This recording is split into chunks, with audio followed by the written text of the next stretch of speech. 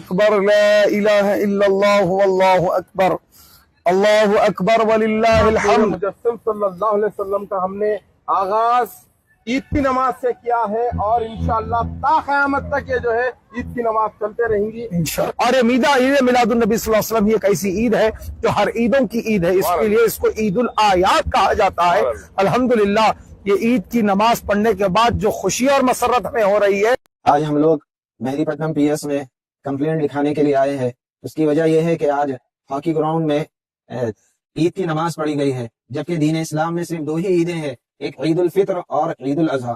اور یاد رکھیں نبی علیہ الصلوۃ والسلام کی آمد ہم سب کے لیے خوشی کی چیز ہے، خوشی کا موقع ہے۔ ایسے موقع پر ہمیں چاہیے کہ ہم وہ کام کریں جس کو نبی علیہ الصلوۃ والسلام نے کیا ہے۔ آپ صلی اللہ علیہ وسلم نبوت ملنے کے بعد 23 سال اس دنیا میں باحیات رہے، پھر اس دنیا سے پردہ فرمانے کے بعد صحابہ کرام کا دور آیا، 100 سال کا دور رہا، نہ حضور علیہ الصلوۃ والسلام نے کہ عید کی نماز نہیں پڑھی اس دن، اور نہ صحابہ کرام میں سے کسی صحابی کے بارے میں یہ بات نہیں ملتی ہے کہ انہوں نے اس دن کوئی عید کی نماز پڑھی ہو۔ لہذا ہم سب اس کی مذمت بیان کرتے ہیں، اور ہم سب کے لیے یقیناً یہ خوشی کا دن ہے، نبی کی آمد ہے۔ تو ایسے موقع پر ہمیں چاہیے کہ ہم حضور صلی اللہ علیہ وسلم کی سیرت کو پڑھیں، آپ صلی اللہ علیہ وسلم کی سنتوں کو زندہ کریں، آپ صلی اللہ علیہ وسلم پر کثرت سے درود پاک کے نذرانے پیش کریں، یہ ہونا چاہیے۔ ایک حدیث پاک سنا کر اپنی بات کو ختم کرتا ہوں۔ نبی رحمت صلی اللہ علیہ وسلم نے ارشاد فرمایا کہ جب آپ صلی اللہ علیہ وسلم جام کوثر پیش کر رہے ہوں گے اس وقت فرشتے بعض لوگوں کو دور ہکالتے رہیں گے، تو حضور علیہ الصلوۃ والسلام ان کو دیکھ کر فرمائیں گے یہ میرے امتی ہیں، ان کو قریب آنے دو۔ تو فرشتے فرمائیں گے اے اللہ کے رسول صلی اللہ علیہ وسلم، آپ کی یہ وہ امتی ہے آپ کے اس دنیا سے پردہ فرمانے کے بعد دین میں نئی نئی باتیں ایجاد کرتے رہے۔ جب حضور علیہ الصلوۃ والسلام یہ سنیں گے تو فرمائیں گے سحقاً سحقاً، ان کو دور کر دو، ان کو دور کر دو فرمائیں گے۔ تو اس لیے تمام عالم اسلام سے، تمام امت مسلمہ سے گزارش ہے کہ اس واقعے کی مذمت بیان کرے۔ کوئی کام دیکھیے پچھلے 18 سال سے غلامان مصطفیٰ کمیٹی صلی اللہ علیہ وسلم عوام کے درمیان میں ہے، اور آج تک کوئی ہمارے سے ایسی کوئی غلطی نہ جو ہے کوئی ہم ایسا موقع دیے کہ کوئی غلطی کرے، نہ کوئی غلطی کرتے ہم نہ کبھی کرے۔ یہ ایک پہلی غلطی ہے اور یہ آخری غلطی ہے، انشاءاللہ اس کے بعد کوئی قسم کی غلطی نہیں ہوئیں گی۔ ملت اسلامیہ کو متحد کرنے کا کام غلامان مصطفیٰ کرتی، انتشار کرنے کا کام غلامان مصطفیٰ کمیٹی نہیں کرتی۔ پیش خدمت ہے اس سال عید میلاد النبی کے نام پر ہونے والی ایسی نئی بدعات اور خرافات جو کہ آپ کے ہوش اڑا دیں گی۔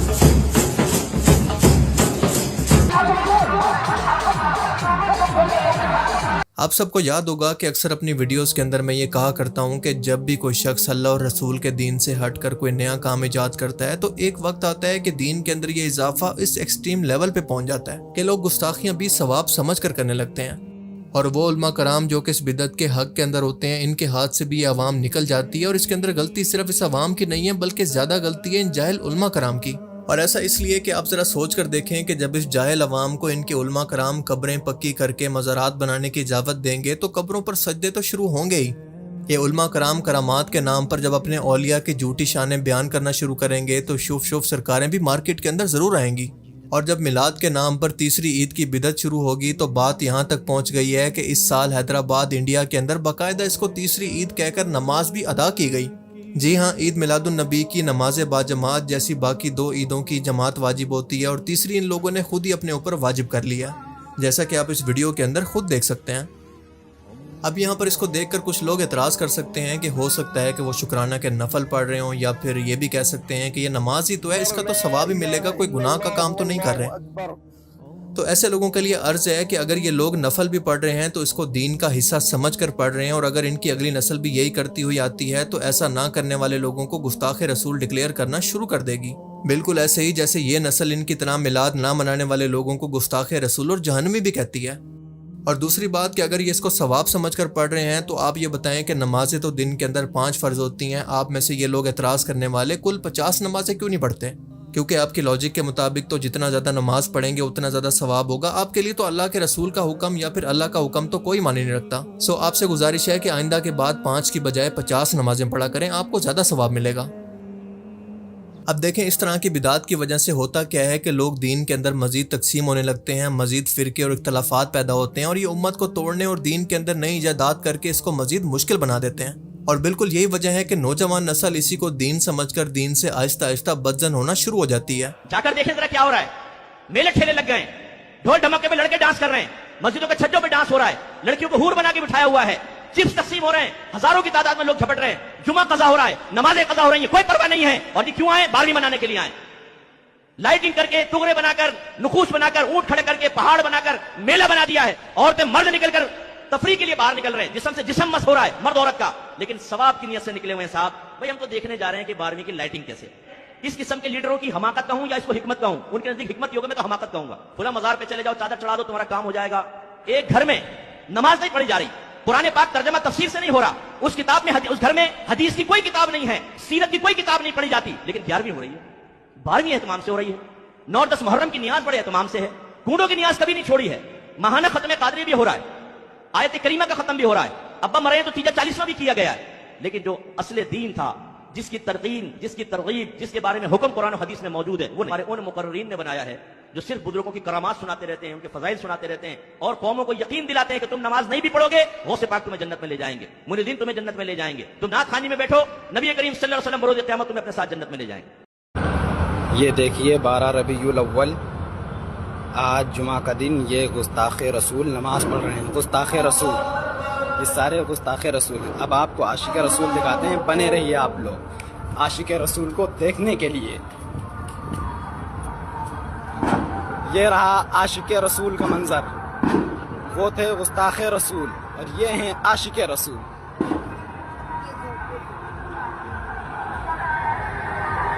یہی کہتے ہیں نثار تیری چہل پہل پر, ہزاروں عید ربیع الاول, سوائے ابلیس کے جہاں میں سبھی تو خوشیاں منا رہے ہیں. اب اچھی بات یہ ہے کہ علماء ہند نے اس پر بہت ہی سخت رد عمل دیا ہے, کیونکہ اس مولوی صاحب پر FIR بھی کروا دیا ہے کہ یہ امت کے اندر انتشار پیدا کر رہا ہے, اور اس عمل سے دوسرا اس کے بہاف پر معافی بھی مانگ لی ہے. بہت اچھی بات ہے, لیکن سوال یہ ہے کہ انہیں اس حد تک پہنچنے کا موقع دیا کس نے؟ آپ ہی کی ایجاد کی ہوئی بدعات اور خرافات نے یہ کام کرنے پر ان کو مجبور کیا. اور یہ بتائیں کہ یہ نبی کریم صلی اللہ علیہ وسلم کی ولادت کو منانے کا کون سا طریقہ ہے؟ ذرا یہ ویڈیو دیکھیں کہ ایسا لگ رہا ہے کہ کوئی میوزیکل کنسرٹ یا پھر کوئی مجرے کی محفل چل رہی ہے. ولادت مصطفیٰ کے نام پر ایسی خرافات کی جا رہی ہیں کہ اللہ کی پناہ جن کو بیان کرنا بھی پاسبل نہیں ہے. جس نبی نے اپنی پوری زندگی اس امت کی ہدایت کے لیے رو رو کر دعائیں کی, خود پر اور اپنی آل اولاد پر کفار کی جانب سے پہنچائی گئی تکلیفیں, مصیبتیں, بلائیں, جنگیں, بھوک اور تنگ دستی کو برداشت کیا, اس بکھری ہوئی امت کو جوڑ کر ایک امت بنایا, اس کو وصیت کی کہ نماز, روزہ, زکوٰۃ, حج کو نہ چھوڑنا, ظلم مت کرنا, جھوٹ نہ بولنا, دین کے اندر نئی نئی بدعات سے بچنا, قرآن پاک اور میری سنت کو پکڑ کر رکھنا. آج اسی امت نے اس نبی کو خوش کرنے کے لیے یہ کام کرنا شروع کر دیے ہیں. آپ لوگ اپنے دل پر ہاتھ رکھ کر بتائیں کہ آج اگر اللہ کے رسول ہم میں موجود ہوتے اور یہ سب کچھ اپنی آنکھوں سے دیکھتے تو ان کو یہ سب دیکھ کر کتنا تکلیف ہوتی. یہ بھنگڑے, یہ بینڈ باجے, یہ سب کچھ دیکھ کر اس نبی کو جو کہ یہ کہا کرتے تھے کہ نماز میری آنکھوں کی ٹھنڈک ہے, اور وہ نبی اپنی امت کو وصیت یہ کر کے گئے تھے کہ میرے دنیا سے جانے کے بعد اللہ کی کتاب کو اور میری سنت کو اپنے ہاتھوں سے یا پھر اپنے دانتوں سے پکڑ کر رکھنا, اس کو مت چھوڑنا. آج وہی امت ان تمام چیزوں کو چھوڑ کر اللہ کے رسول کو اور اللہ کو راضی کرنے کے لیے وہ کام کر رہی ہے جو کہ مشرکین مکہ بھی نہیں کرتے تھے. ذرا امیجن کریں کہ اللہ کے رسول اللہ کی جنتوں کے اندر بھی یہ سب کچھ دیکھ کر کتنا دکھی ہوں گے. آج اگر ان لوگوں کے درمیان حضرت عمر رضی اللہ تعالیٰ عنہ زندہ ہوتے تو ان لوگوں کا کیا حال کرتے آپ بہتر طور پر سمجھ سکتے ہیں. اگر ان لوگوں کو میلاد مصطفیٰ منانا ہی ہے تو یہ اس طرح سے کیوں نہیں مناتے جیسے خود نبی پاک صلی اللہ علیہ وسلم منایا کرتے تھے. نبی کریم صلی اللہ علیہ وسلم اپنی پیدائش کی خوشی کے اندر ہر سوموار کو روزہ رکھا کرتے تھے شکرانے کے طور پر. اگر ان لوگوں کو نبی کریم صلی اللہ علیہ وسلم کو خوش اور راضی کرنا ہے تو ایسے کام کریں جن کا رسول نے ہمیں حکم دیا, ان کی ہر ایک سنت پر عمل کریں. پر اس کے برعکس یہ سب کچھ جو یہ لوگ کر رہے ہیں یہ دین کے اندر کہاں پر لکھا ہے, اس کا حکم کہاں پر دیا گیا ہے؟ کیا اس طرح کی چیزوں سے کوئی غیر مسلم اسلام سے متاثر کبھی ہو سکتا ہے؟ آپ سب لوگ اچھی طرح سے جانتے ہیں کہ اسلام کے بارے میں جو بھی کانسیپٹ ویسٹ کے اندر بنتا ہے وہ مسلمانوں کی حرکتوں کو دیکھ کر ہی بنتا ہے. انہی لوگوں کو دیکھ کر غیر مسلم اسلام کو جج کرتے ہیں، ان کی حرکتوں کو دیکھ کر اس سے متاثر ہوتے ہیں یا پھر اس سے بدظن۔ آپ ایک لمحے کے لیے ذرا سوچ کر دیکھیں کہ جس جگہ سے اسلام کی شروعات ہوئی وہاں پر کوئی ایسا بنگڑا، کوئی ناچ گانا، کوئی ڈی جے کچھ بھی نہیں ہوتا۔ تو کیا اس کا مطلب ہے کہ وہ لوگ نبی پاک صلی اللہ علیہ وسلم کی ولادت سے خوش نہیں ہیں؟ کتنے افسوس کی بات ہے کہ نبی پاک صلی اللہ علیہ وسلم کی سنت پر عمل کرنے والے ان لوگوں کو یہ لوگ گستاخ کہتے ہیں، جبکہ یہ خود مشرکین مکہ کے راستوں پر چل کر خود کو مسلمان اور سچے عاشق رسول ثابت کرتے ہیں، اور یہ وہ لوگ ہیں جو کہ محبت کے نام پر نبی پاک صلی اللہ علیہ وسلم کی توہین بھی کر جاتے ہیں۔ نبی پاک صلی اللہ علیہ وسلم کی ذات وہ ہے جس کے بارے میں اللہ نے حکم دیا کہ نبی کے سامنے اپنی آوازوں کو بلند نہ کرو ورنہ تمہارے سب اعمال برباد ہو جائیں گے اور تمہیں پتہ بھی نہیں چلے گا۔ اب اس کا مطلب یہ ہے کہ نبی کریم صلی اللہ علیہ وسلم نہ صرف اپنی دنیاوی زندگی کے اندر بلکہ اپنی وفات کے بعد بھی بالکل ایسے ہی قابل احترام ہے جیسا کہ دنیاوی زندگی میں۔ لیکن یہ جاہل اور برین واش قسم کے لوگ روزہ رسول پر بھی جا کر غلام ہے رسول کے غلام ہے کہ نعرے لگا کر نبی کی توہین کرتے ہیں اور اس کو ثواب سمجھتے ہیں۔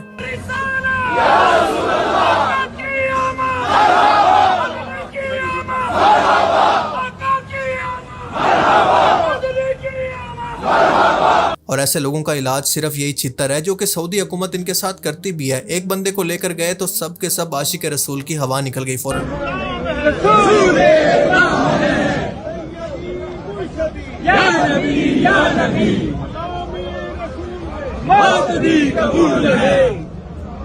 جس دل میں نہ ہو عشق مصطفیٰ، جس دل میں نہ ہو عشق۔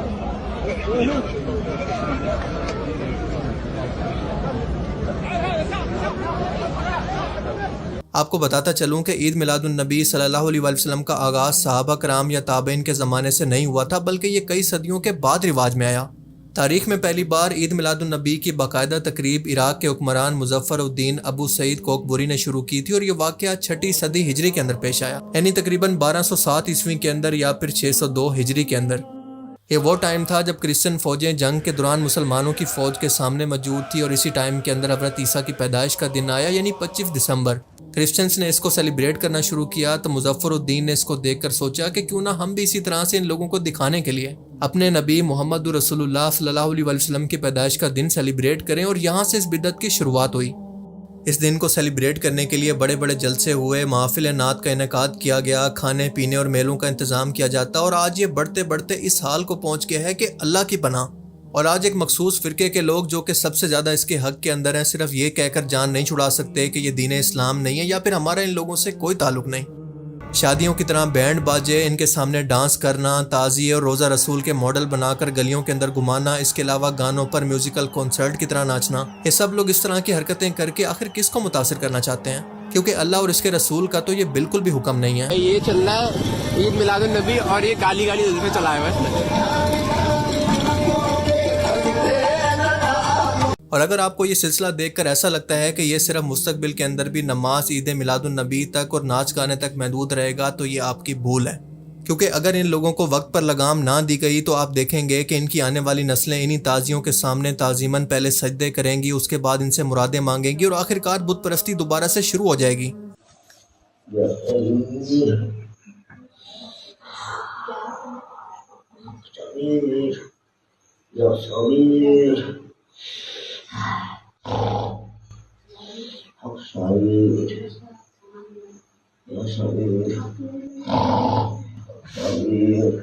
اور اسی لیے میں کہتا ہوں کہ تمام مسلک کے علماء کرام کو اپنے اختلافات وقتی طور پر بلا کر اس مسئلے پر اکٹھا ہو کر ان تمام خرافات کے خلاف ایک فتویٰ دینا ہوگا، اور پوری دنیا کو یہ واضح کرنا ہوگا کہ ایسے لوگوں کا دین اسلام سے کوئی تعلق نہیں، اور جو بھی کوئی ایسا کرے گا قانون کے ذریعے اس کو سزا دلوائی جائے، کیونکہ اس طرح کے لوگ نہ صرف اپنی حرکتوں کی وجہ سے دین اسلام کو بدنام کر رہے ہیں بلکہ مسلم دنیا کی یونٹی کو بھی توڑنے کی وجہ بن رہے ہیں۔